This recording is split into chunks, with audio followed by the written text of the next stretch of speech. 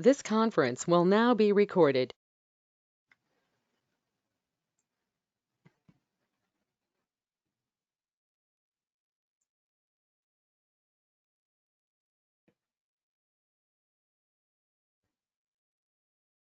So I'd like to thank everybody who is joining me today.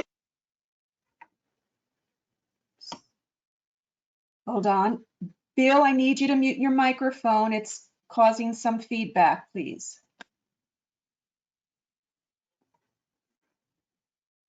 Thank you very much. So I'd like to thank everybody who is joining me today. It's Wednesday, May 13th, 2020, for today's presentation of the top 10 estate planning mistakes to avoid this year. So we're going to do our countdown going backwards, much like the Letterman show used to do, for those of you that were fans. And please feel free to use the chat box feature to write any questions, and I'll be happy to address them at the end of the presentation.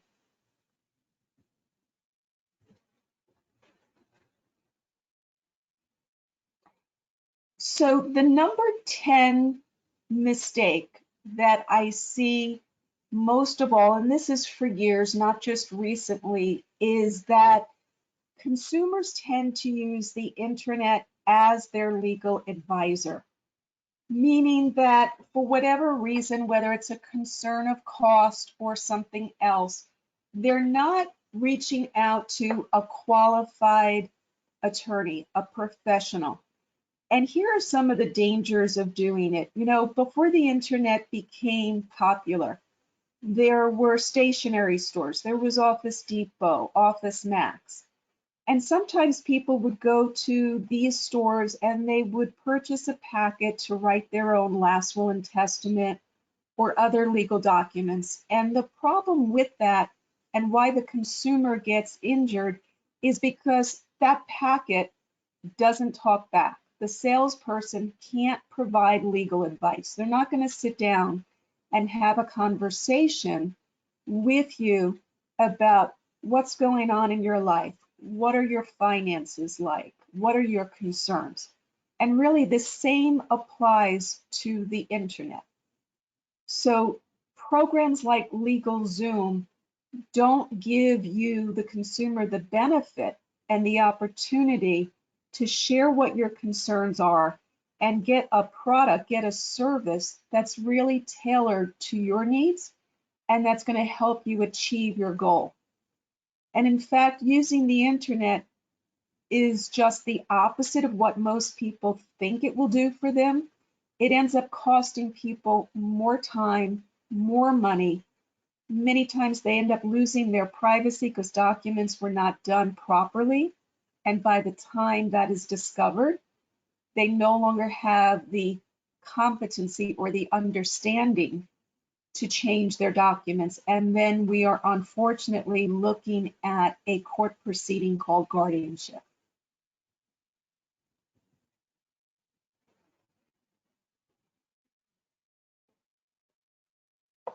The number 9 mistake that I see when people have come to me and they already have a last will and testament is that the person who drafted the document used dollars instead of percentages to indicate how much each beneficiary is going to receive.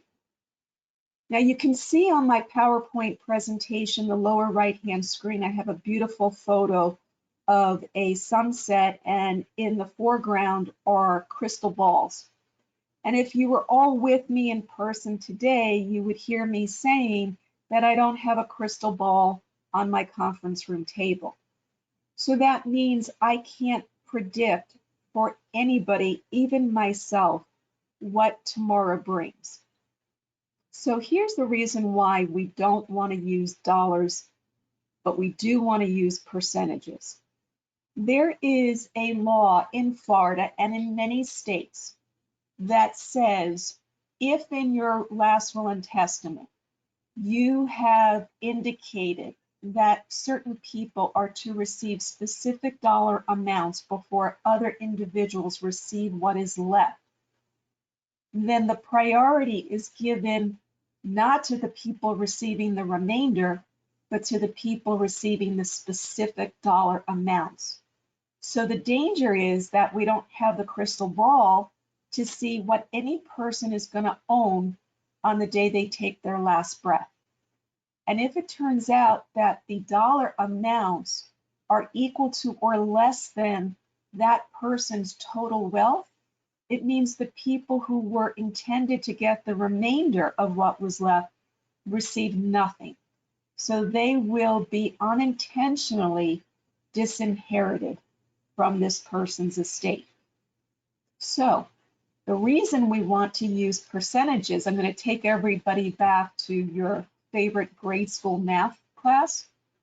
Percentages ensures that every person you name as a beneficiary is going to receive something.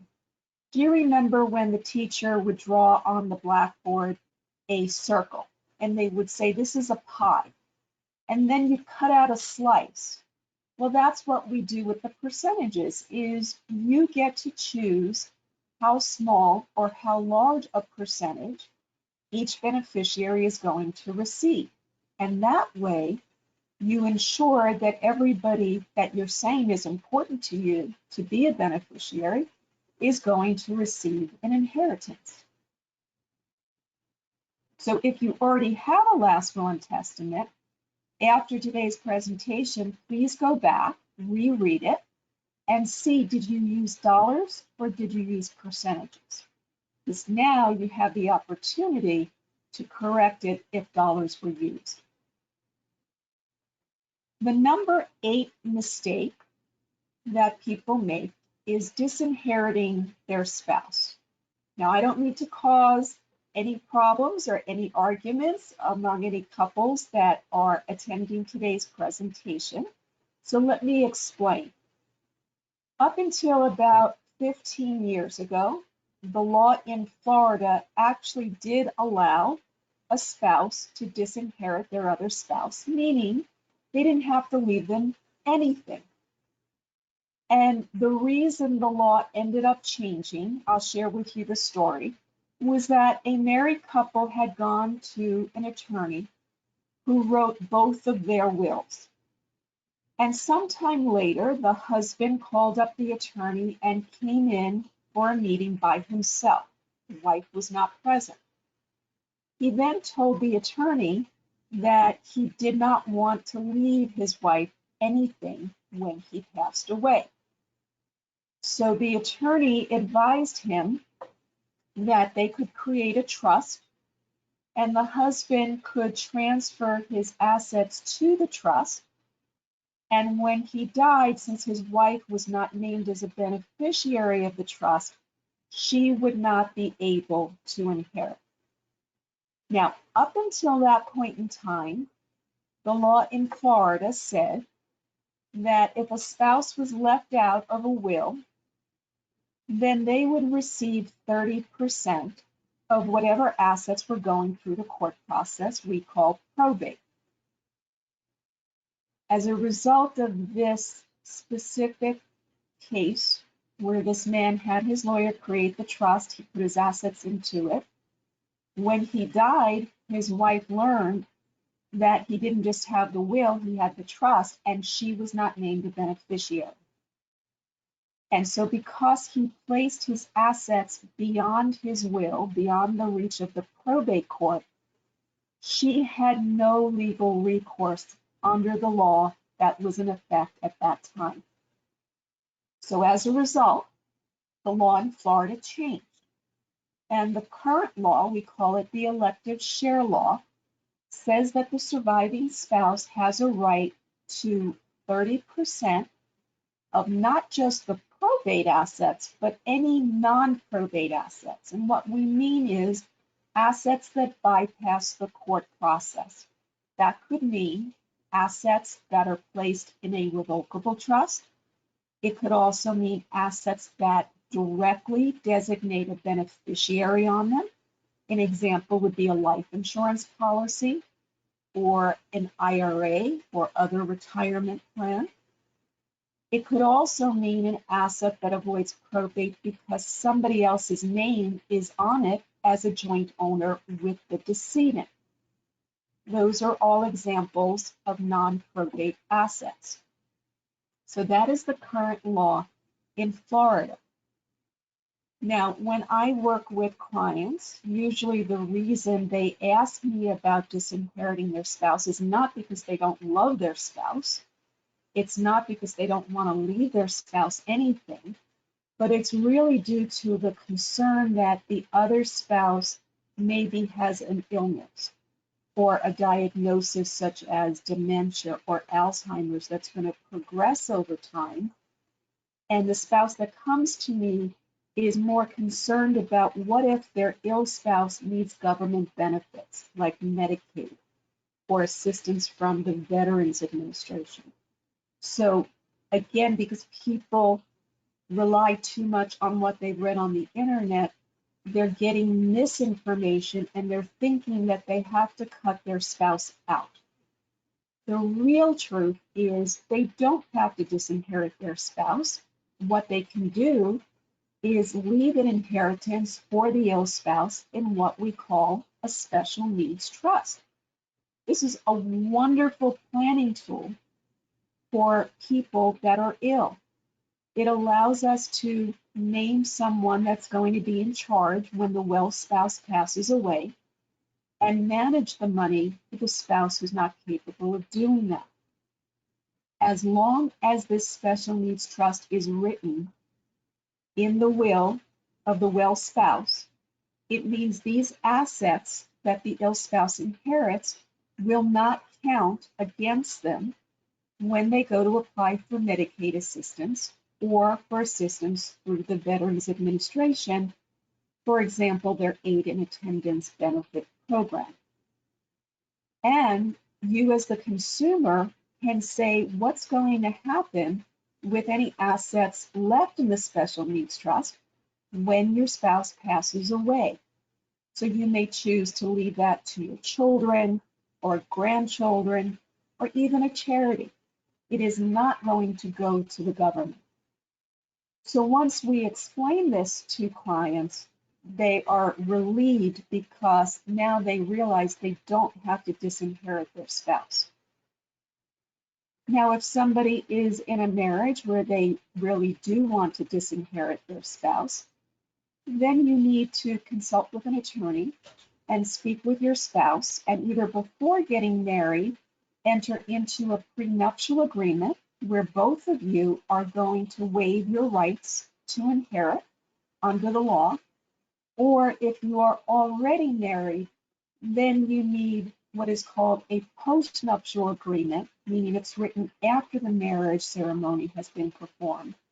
And ideally, both spouses should be represented by separate attorneys to make sure that you're properly advised and you're not agreeing to anything that you do not understand.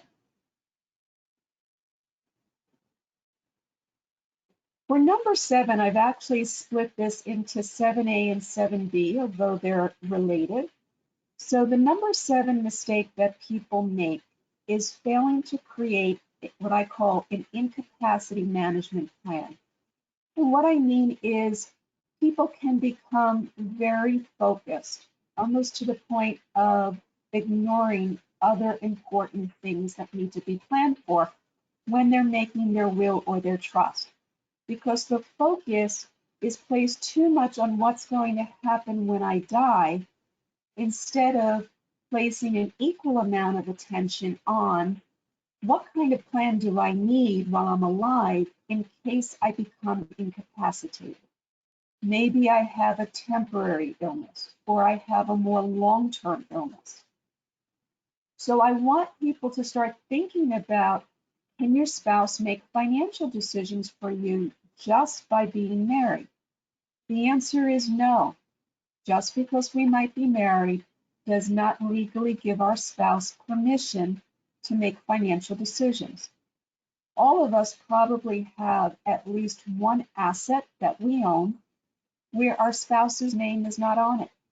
It could be, for example, a retirement asset, a 401k, an IRA, maybe a cafeteria plan or a SEP if we own our own business.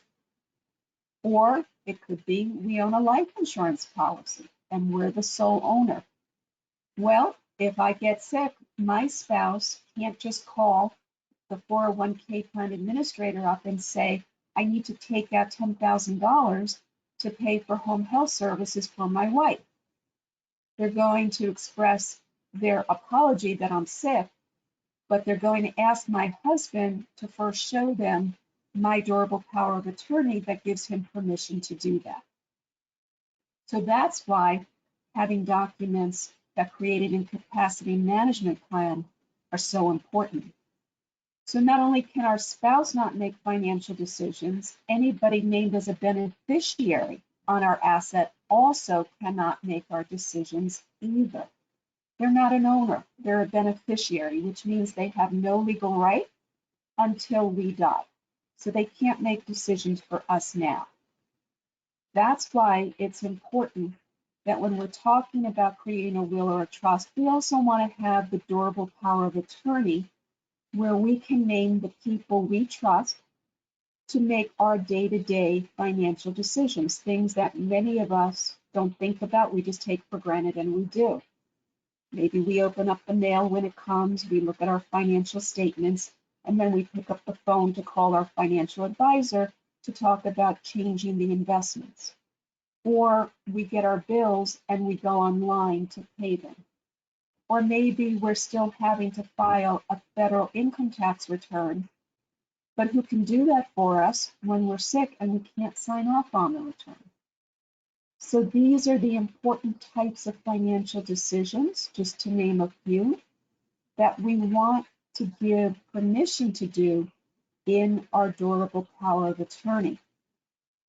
Now, please, when you're thinking about these things, think about naming alternate decision makers, because nobody has that crystal ball to say what may happen to the first person we name. Always a good idea to have a second, a third, even a fourth person named as power of attorney. Now, under our new law, which became effective in October of 2011, once the power of attorney is signed, it's considered effective immediately. So if you do not want the people you've named to start making decisions for you, you'll want to let them know that you have the document signed, but you're not going to give them the original, and you're not going to give them a copy because under the new law, the copy is as effective as an original. The other changes in the law from 9 years ago is that very high levels of decision making need to be initialed in the document. This would include, for example, if you're going to give permission to your agent to make gifts of your assets, or to create a trust for you, or to change a trust for you. So those things actually have to be written in the document, and you're going to initial next to them when you sign your document. The other big change is that before this law became effective in October of 2011, attorneys could offer clients the option of having their power of attorney become effective sometime in the future. And that would require the client's physician to examine them and the physician to sign an affidavit. Without that affidavit, the power of attorney could not be used, nor would it be recognized by a financial institution. Unfortunately, the legislature got rid of that option in 2011, and that's why, as I said before, the power of attorney after that date is considered effective as soon as you sign it. Now, for those who are listening today, if you have signed a power of attorney before the change in the law, and you're happy with it, you don't feel that it needs to be updated, it is still considered valid. So if it was what we call the springing power of attorney, which requires the doctor's affidavit, that is still going to be honored. And your document is not considered effective until your doctor signs the affidavit.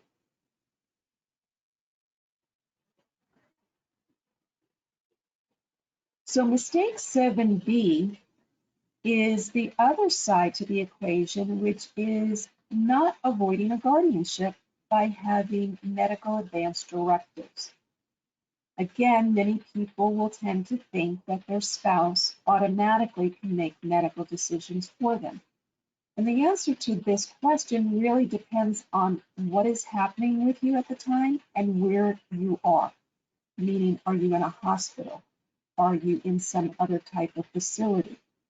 Is the facility willing to recognize your spouse as what we call the healthcare proxy if you have nothing in writing?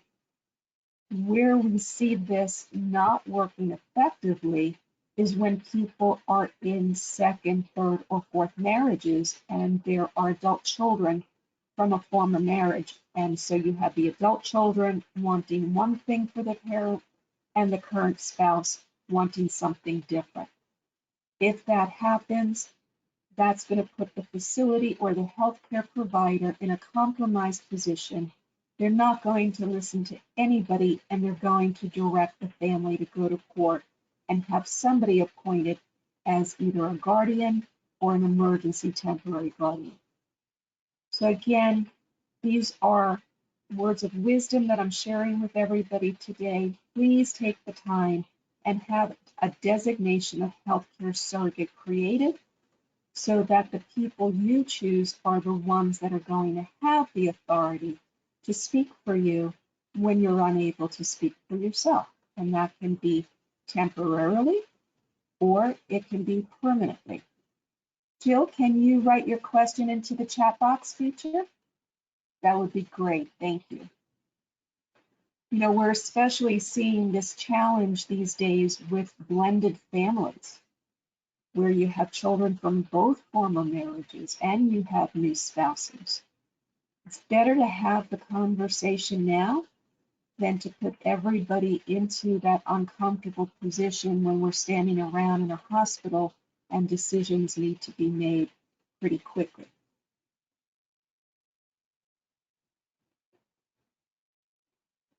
The number 6 mistake that I see is clients who fail to coordinate the big picture. What do I mean? Well, what happens if your will or your trust names certain beneficiaries, but you went and put other people's names as beneficiaries directly on an asset? What's going to happen is you're going to get a different result than you possibly intended. So what you want to take away is that if you put a person's name on as a beneficiary, let's use a bank account as an example, but your will or your trust names all of your children, not just the child who's designated on that account. The end result is that your will or your trust document will not control what happens to that particular bank account. The bank itself is required by law to follow what the beneficiary designation on file says. So if you do want that result, that's fine. But if your intention was to put the person as a beneficiary or a joint owner because you thought that they were going to be able to access the account when you got sick, then that's not the right way to go about it. So think about our last 2 slides under mistake number 7. You want to have the durable power of attorney and the designation of healthcare surrogate so that if you are sick, then those people named in the documents can make those decisions for you. But that works while you're alive. That doesn't automatically mean they're going to be the beneficiary of the assets when you die. So it's really important that any beneficiary designations you've already made on assets be coordinated with what your will or your trust says. So after today's presentation, please sit down, reread your wills or your trusts that you might have in place, and then look at any documentation you have copies of from when you open your accounts to see, are you naming the same people? If you haven't, then it's a great opportunity for you to make that correction. Now, I know many people are not going out today, and you may not even feel comfortable driving to the bank through the drive-thru. But what you can do is you can call your bank, you can ask them to email you a change of beneficiary form for you to fill out, and either upload an email to them to a secure website or mail it to them by certified mail so you're assured of having a receipt. If it's another kind of asset, such as an investment account or a life insurance policy, it's very likely that you can find the website for that financial company. And on their website, you should be able to download a change of beneficiary form and then find out from them whether they will allow you to return it by email or by fax or regular mail.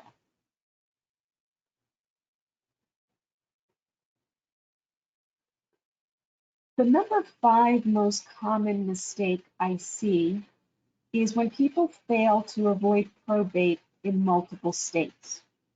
So what do I mean? The question that arises is if somebody maintains property in multiple states, maybe they spend the winter months here in Florida, and when it's not cold, they go back to their home up north to enjoy the beautiful summer and fall seasons. They could be entering into 2 potential probates when they die if we don't do proper planning. One of the things we can do is we can create for the client a revocable trust, which is a document similar but different to a last will and testament. And we can, by creating new deeds, transfer the ownership of the properties into the trust. By doing that, it means that when the owner passes away, the family or the spouse does not have to do probates in each of those states in order for the ownership of the real estate to pass to the beneficiary. So this is important whether doesn't matter, it's a single family home, it's a condo, could be a co-op, could even be a timeshare unit. A lot of times people don't think of timeshares in the way we think of real estate. So this is a great tool to use, and how the revocable trust actually works. It's like almost creating a business or a corporation. So it's separate from ourselves, but we have to put the assets into the trust. We can't leave the assets in our own name. So if I created a revocable trust for me and I called it the Stephanie Schneider Revocable Trust, I would need to put the ownership of my bank accounts, of my real estate, and certain other assets into the name of my trust so that when I pass, my assets are not going through the court system called probate. And so if I own a second home in New Jersey and maybe a third home in California, I'm saving my family the time, the expense, and most importantly, the privacy by having put the ownership of those properties into a revocable trust while I was alive.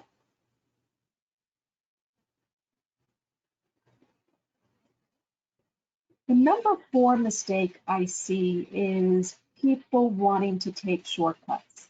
Now, this doesn't mean that I don't believe in shortcuts, but you want to really be an informed consumer and you want to know, is the shortcut still going to get me to my goal? Or is it going to take me longer or more money to get to my goal? And am I going to make mistakes in the process? So not getting legal advice or getting the wrong legal advice because you're not going to the proper professional just doesn't serve your purpose. And I can understand that for consumers, it can be confusing, especially in Florida. We have so many attorneys. How do you know the right attorney to go to, especially when there may be 5 attorneys on the same city block? Well, to be an informed consumer, You want to ask questions. You want to find out, how long have you been doing estate planning? How much of your practice is devoted to estate planning? Do you go to continuing educational seminars to learn about changes in the law or changes in the tax law that can affect estate planning? So you want to ask questions so you get the answers that allow you to make the best decision, to know, is this going to be the right attorney who's going to guide me to the best way for me to do my estate plan? You can certainly ask a friend or a colleague for a referral. You can ask them about their experience. And then you can go look at the person's website and see how much information is there. You can also go to the Florida Bar website and you can put in that attorney's name and see if the attorney is in good standing, or has the attorney been reprimanded or even disbarred. So taking shortcuts might save you money, but in the long run, it's probably going to cost you more to fix the problem. And if the problem is not fixed while you're alive, it's unfortunately going to cause emotional turmoil in your family, and it may not be fixable at that point.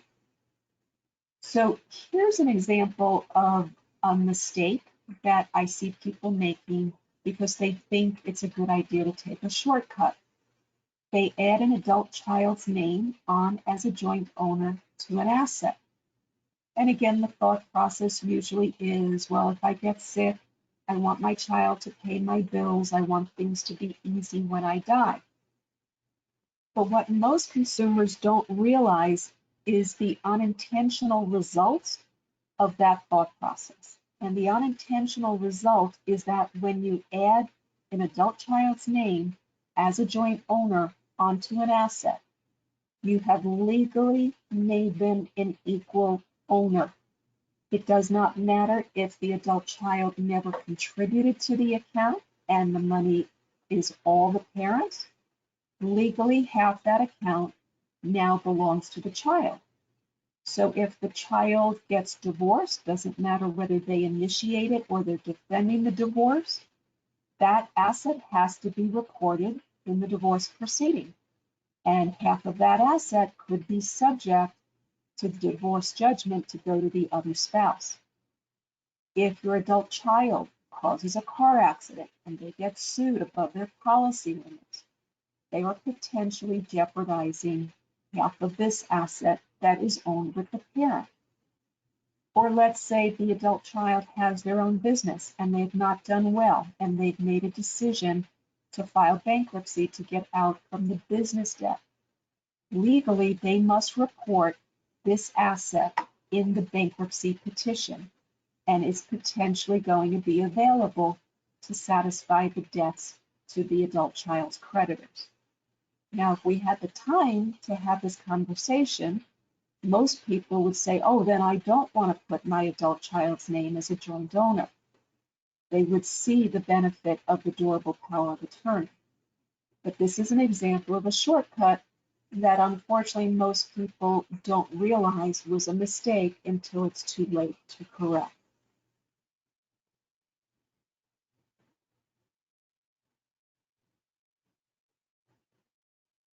The third most common mistake that I see in estate planning is a client who fails to name an independent trustee to administer the trust after the client either becomes incapacitated or they pass away.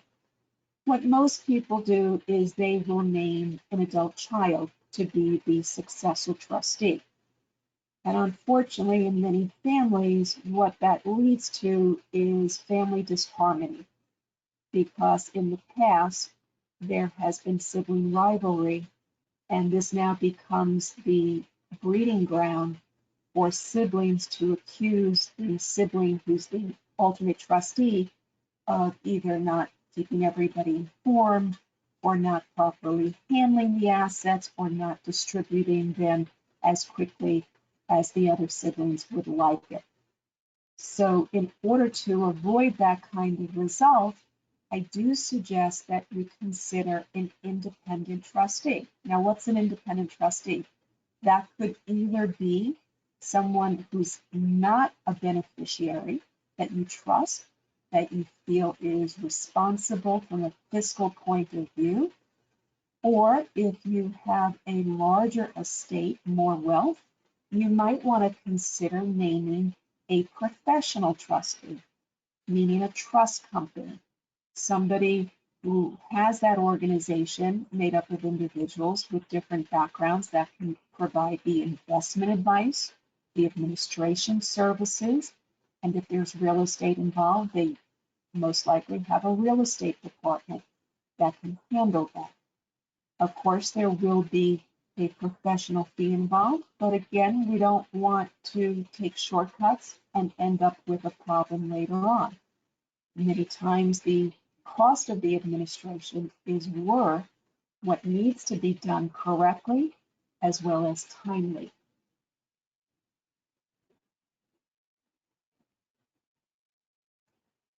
The second most common mistake I see in documents that have already been drafted is that the client fails to designate a successor fiduciary.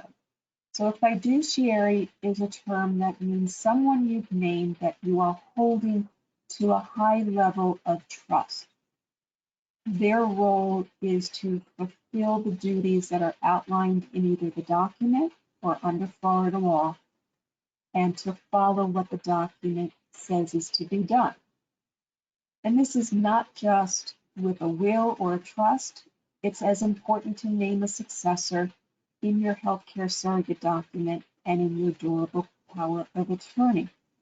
If we don't think beyond the primary person that we name, we can be caught off guard. And again, we don't have that crystal ball to know when this happens, am I still going to be competent?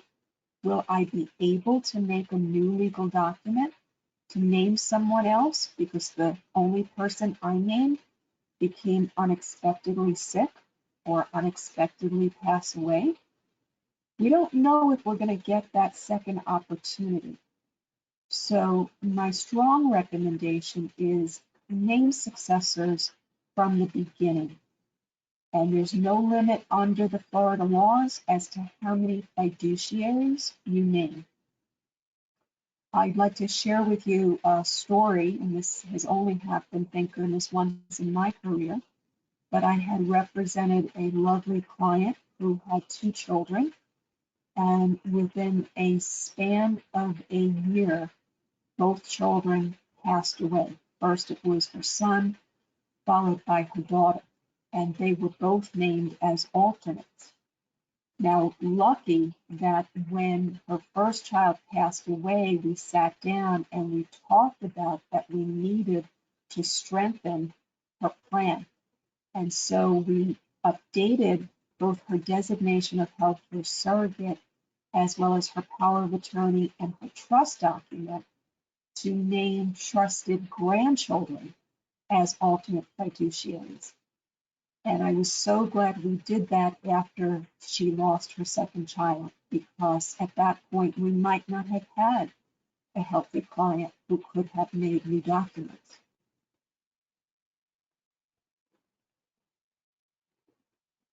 And last but certainly not least, the number one mistake many people make is neglecting to update their legal plan. You'll think I've had it done, I've told people it's done, I gave out copies of the advanced directives to my surrogates and to my healthcare providers. Now I can put everything away in the drawer or the safe deposit box, and I never have to look at it again. And usually what drives people to think in this way is that it was uncomfortable to deal with these issues from the beginning, and they certainly don't want to revisit them. However, the danger of doing that is that parts of the plan may not work if there are major life changes. So for example, if you've had a death of one of your beneficiaries and you didn't say in the document what should happen to that person's inheritance, It may not exactly go the way you want it to. Or if you've had a new birth in the family and maybe you want to include that new person as part of your estate plan, or you're newly married, or even recently divorced, all of those life-changing events can impact the legal plan. So I hope that everybody goes to their doctor at least once a year for a checkup, and that you see it being important from a preventive medicine point of view. Consider taking that same point of view with your legal plan. It's a good idea to meet with your attorney once a year or every other year. Talk about what's changed with you. Find out if there are any recent changes in the law. Another thing that could affect changing your plan is maybe you bought the winning lottery ticket and now your estate is much higher than it was when your documents were first written. It's a good time to sit down and understand, how do the tax laws apply? Do we need to do tax planning? So always think that changes in your personal life can affect and need to update your change in your legal plan.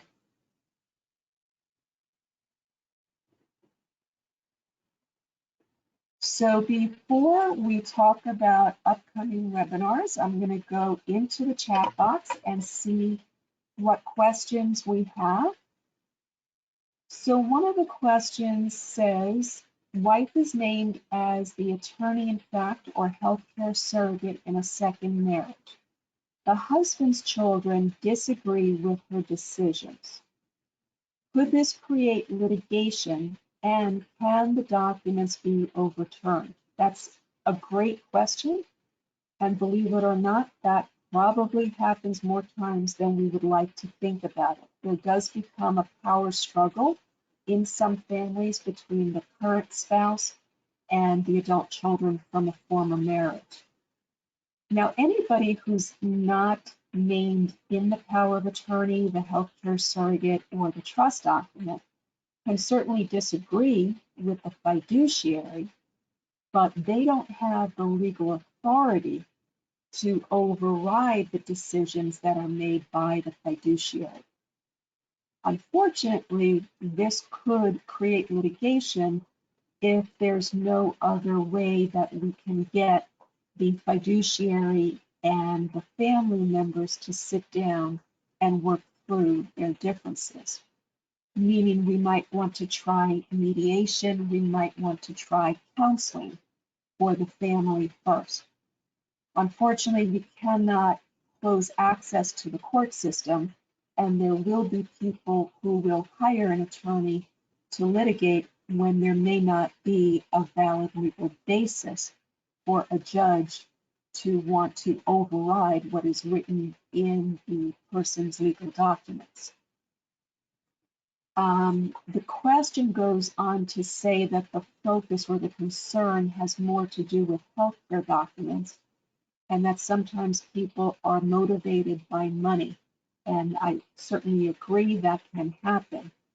The next question says that the writer was told not to put IRAs into a trust because of tax reasons. And that is correct. There are specific federal tax laws that apply to retirement types of plans, such as IRAs and 401ks. And because of that, there are more hurdles that we have to jump through if a client wants to designate their revocable trust as the beneficiary of a retirement plan. So the best thing to do is to consult with your advisors, meaning you want to work with your team of professionals. You want to work with your accountant, your financial advisor, and your estate planning attorney to determine whether you should not designate your trust as beneficiary of your retirement plan, or whether you should, and if so, what is the best way to do that? Another question in the chat box is asking me to please explain the changes in the law from October of 2011 concerning durable powers of attorney. And I'm happy to do this because we had several changes that year. So the first change is that any new durable power of attorney signed after October 1st, 2011 has to comply with the new law. The first thing that means is that the document will be effective as soon as you sign it. We cannot include language to delay or postpone when the document becomes effective. So yes, that means that we want people to make these documents when they're competent, when they can still understand the consequences of their action. But at the same time, most clients don't intend to allow their fiduciaries to start to make their financial decisions. They just want to be prepared by having the document. So unfortunately, now when we write these documents, we can't postpone the effective date.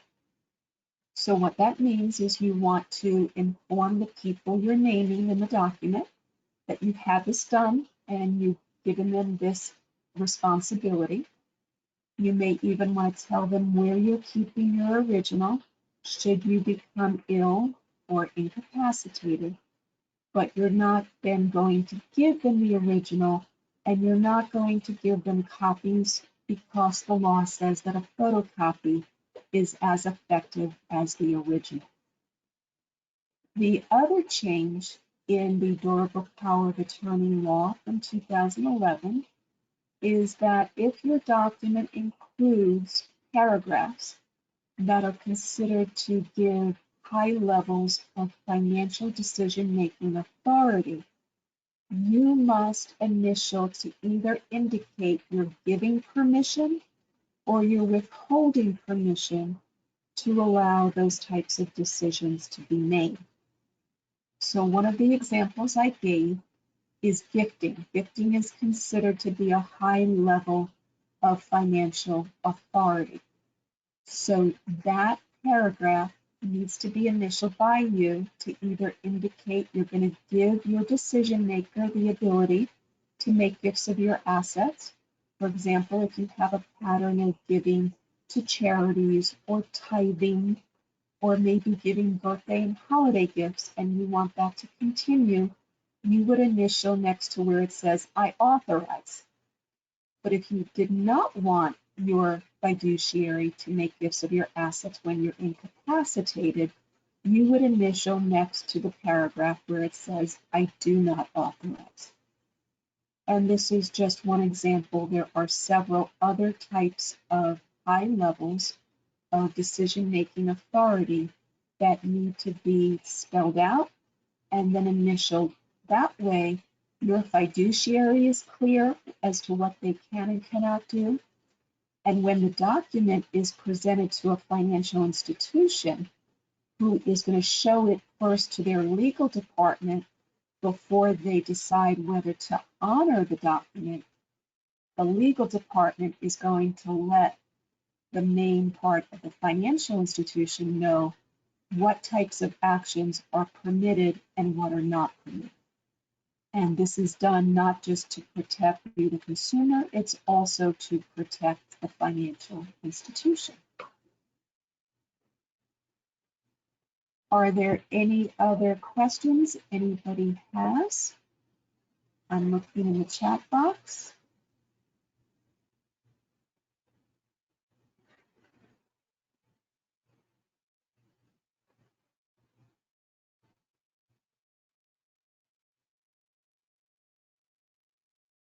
Okay, I don't see any other questions right now. You're welcome if you'd like to unmute yourself and ask a question directly.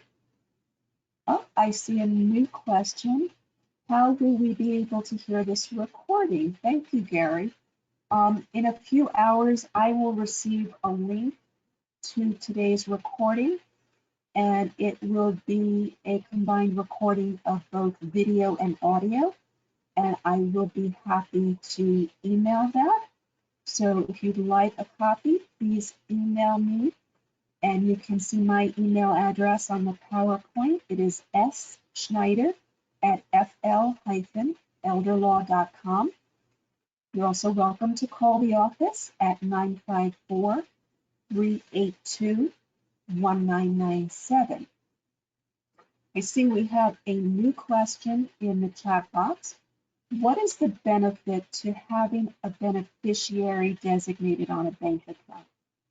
You know, it's hard to give a generalized answer to that kind of question because we're then looking at things in a vacuum, and really you want to look at everything in its totality, meaning you want to look at what are all your assets, who are the intended beneficiaries, and what is the best way to achieve your goals, whether that means you're going to have uneven distributions, or perhaps you might have a beneficiary that's a minor, so we have to write a special trust for a minor, or maybe you have a beneficiary that has a disability or might be receiving government benefits, and so we have to write a special needs trust for that particular person's inheritance. So we want to look at things with a very global, a 360-degree view, and then decide, okay, does it make sense to designate one or more people on a specific asset directly? Is there anybody else that would like to ask a question in the chat box? Well, I want to share with you, we have several other webinars this month to celebrate May as National Elder Law Month. This Friday, May 15th, and again on May 29th at 12:30 p.m., I'm hosting a webinar called Don't Try This at Home, the Dangers and Pitfalls of Applying for Medicaid and VA Benefits by Yourself.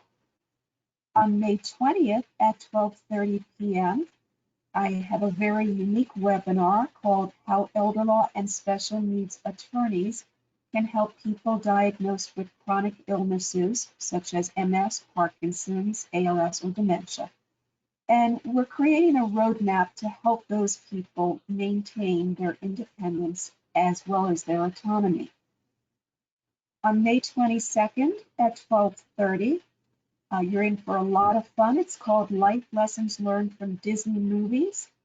And for those of you who have wonderful memories of your childhood and seeing a Disney movie, we're going to talk about the life lessons from different movies. And then lastly, on May 27th at 12:30 p.m., I have a webinar called Top 5 Planning Tips Every Parent of a 17-year-old Special Needs Child Needs to Know. And we're going to cover several important issues, such as whether a guardianship is needed, how to get government benefits for them, whether the child can do certain documents to avoid guardianship.